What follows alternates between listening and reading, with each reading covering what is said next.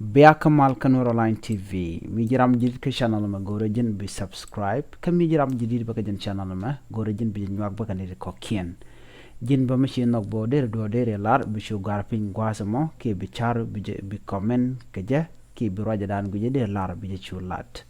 Ngoda kan kono nyam en topic dan ke leren chibin ka jen gwasame chala da nene.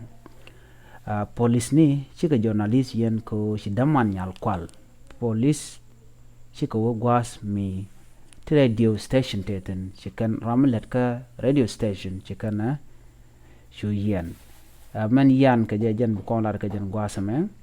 kine tila jiwich ke sibili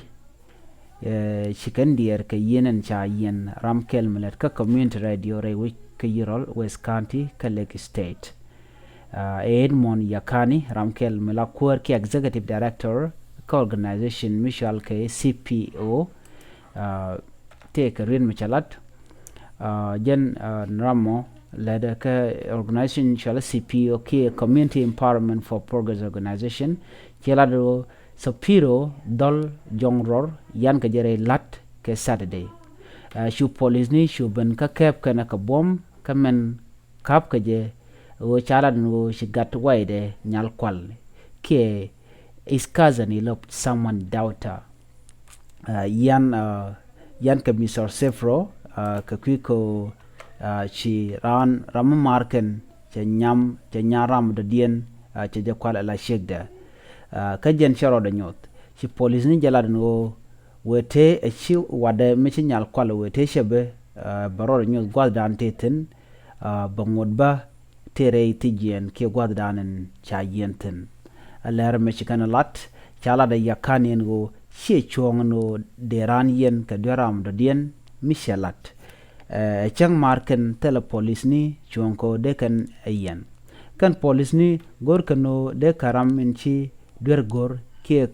kap ko ngot de kan ngot ten la yan karam chi delat ku laslet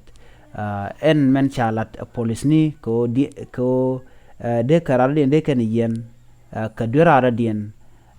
michala la jen chala do che chuong yakani teram ba yen ka duram do dien shanga wade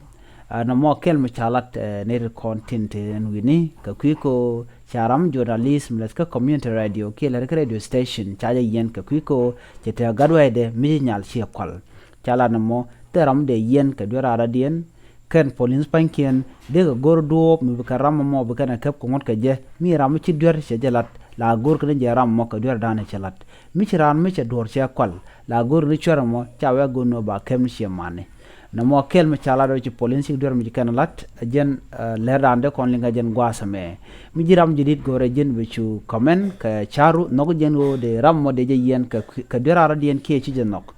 no jen o de ji yen ka dur mi kere lat la wadu je de no de yen ka je ke shaje de yen ka je na mo jen gwada ne konfektin biya ta kamal